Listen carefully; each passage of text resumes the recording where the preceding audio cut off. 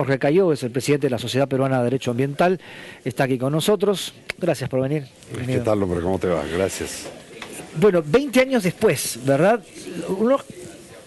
Lo primero que uno tendría que preguntarse es cómo llegamos a esta cita después de 20 años de haberse reunido también en Río, ¿no? Para establecer unos compromisos.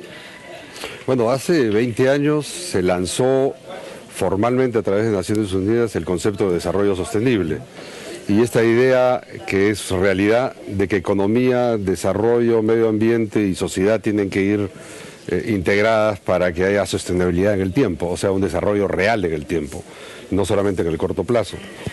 Después de 20 años las cosas han cambiado un montón. Es decir, a nivel cultural y educativo, el mundo en general ya entiende mucho más de qué estamos hablando. Y entiende la necesidad de que las economías se ajusten o se adecúen e incorporen tecnologías limpias para que los impactos ambientales sean razonables y la naturaleza o los ecosistemas puedan aguantar, puedan soportar esos cambios, para que todos los procesos productivos que se producen en la naturaleza, o sea, la producción de los ecosistemas, de los servicios ambientales, como se les llama, se sigan dando. Y de esos servicios estamos hablando de la producción del agua, ¿no? De la, digamos, estabilidad de los suelos, de los acuíferos y de la estabilidad del clima en general, ¿no? Estaba viendo unos datos de esto y había uno que me parecía un poco claro, ¿no? Sobre la situación en la que estamos, ¿no? Ahora se necesita 1,5 planetas, digamos, para poder soportar el nivel de consumo que tiene el mundo. Es más o menos esa la urgencia de tomar acuerdos.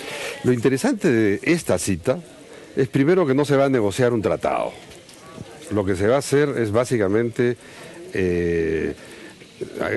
firmar una declaración que se llama El futuro que queremos.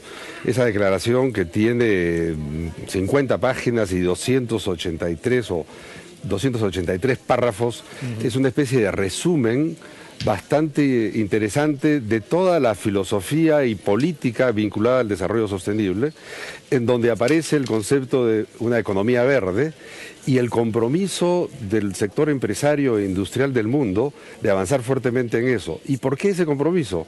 Porque cuando uno mira a largo plazo, por ejemplo, las empresas aseguradoras, la estabilidad de los negocios depende mucho de factores ambientales, claro, y del cuidado que se tiene. Por ejemplo, el sector industrial vinculado a los seguros va a lanzar una declaración de principios trabajada en los últimos 4 o 5 años, en donde se van a comprometer a una serie de normas que después se van a incorporar a los contratos de seguros, a los contratos de todos los ciudadanos. Ahora, eso es importante, ¿no? Porque si no hay metas concretas, la sensación que queda es que no se avanza mucho, o lo que los gringos le dicen business as usual, ¿no? Es decir, que nos sentamos y nada avanza.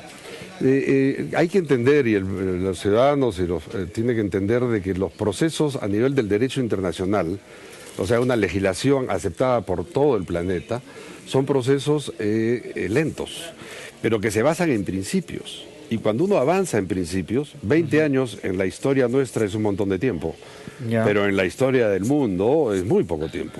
Entonces, si nosotros pensamos lo que está sucediendo en Río, y si realmente eso va a generar nuevas economías, nuevas industrias, nuevos compromisos, todo el tema de la responsabilidad social empresarial está muy metido. CONFIEP debería haber enviado a representantes de la industria peruana y del sector peruano a participar y a unirse a toda esta nueva mentalidad. Pero entonces, ¿no tendríamos acuerdos concretos, metas específicas al final de esta reunión? Hay algunos acuerdos interesantes. Por ejemplo, se va a reforzar el rol del PNUMA. El PNUMA es el Programa de las Naciones Unidas para el Medio Ambiente y ha venido actuando como el ente coordinador dentro del sistema de Naciones Unidas. Ahora se le va a dar más poder y va a ser un poco la autoridad ambiental, como si fuese el Ministerio del Ambiente en nuestro Consejo de Ministros, va a ser la autoridad ambiental del sistema con mucho más presupuesto y capacidades. Probablemente el derecho ambiental de nuestros países se debe en gran parte a la labor promotora del Programa de Naciones Unidas, del PNUMA. El PNUMA no tiene una oficina en Perú. ¿Por qué? no tiene una oficina porque no tiene recursos. ¿Quién lo representa? El PNUD.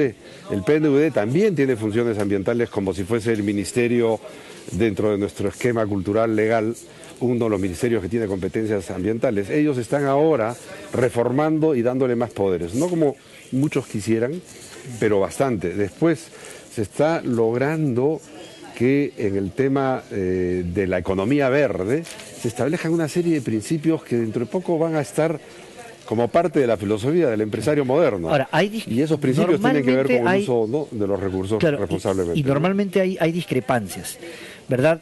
Como casi siempre las grandes potencias, los países industrializados tienen una visión distinta de los que están en vías de desarrollo. ¿Se han también hecho evidentes estas diferencias en los trabajos previos a la cita? Sí, claro. ¿En qué están, por ejemplo? O sea, las discrepancias son que uno quiere que el derecho internacional y las autoridades globales de alguna manera tengan más dientes o más capacidad para imponer o para establecer plazos concretos. En el tema del cambio climático no van a haber muchos cambios, van a seguir sus procesos. En el tema de las ciudades, por ejemplo, porque se han abierto dos grandes temas importantes. ¿Quiénes se deben adecuar? Ya no solamente las industrias, sino las ciudades. Claro. Por ejemplo, el sector inmobiliario constructivo en el Perú no tiene casi ningún desarrollo vinculado a estas nuevas tecnologías ambientales. No hay en el uso de la energía y de todo un sistema, ¿no?, de prevención o de consumo mínimo. Cuando uno sube un edificio, están todas las luces prendidas las 24 horas del día. Claro, eso ya no pasa en otras partes del mundo. Y eso es un poco el sector inmobiliario, perdón, para acabar, tiene todo un desarrollo y unos planes que se van a dar, se están dando en el río, a nivel de manejo de ciudades, no solamente el tema inmobiliario, sino el cómo verdear más las ciudades y hacer más amables los espacios públicos y la posibilidad de... Eso es en el tema de ciudades, pero en el tema de mar, por ejemplo, la gran discusión actual es las aguas internacionales son de nadie, no hay una autoridad que regule las aguas internacionales, todos regulamos nuestro mar territorial, pero ahí se está pescando de una manera increíble y hay 5 o 7 potencias que lo están haciendo. En esa cumbre mundial se están tratando de cerrar más estos espacios y comprometiéndose a hacer una data muy importante, un seguimiento para ver cómo está, evaluar, ¿no?, y poner recursos para eso, cómo están los recursos hidrobiológicos en las zonas donde Perú tiene mucho bueno, y ya tenemos que ir cerrando, pero ¿y qué se sabe de la propuesta peruana? ¿Cuál es el planteamiento del Perú? ¿Recoge esto que usted nos está mencionando o hay cosas específicas? Perú llega con básicamente 2 temas.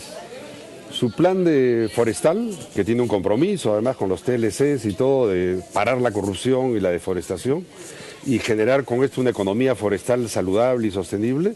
Entonces lleva su programa de ese tipo, que tiene partes legales, institucionales y ya de inversión.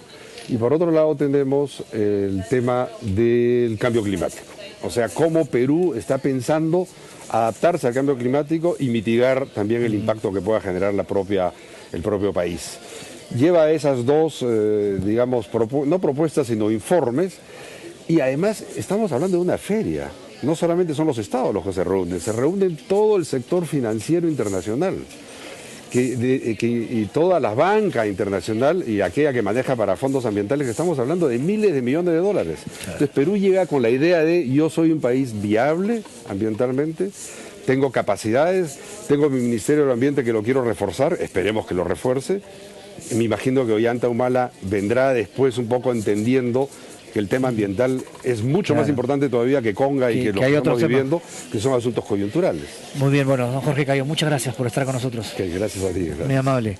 Bueno, y usted, por supuesto, puede seguir todo lo que está pasando en esta reunión en Río a través de rpp.com.p, donde hay una importante cobertura al respecto.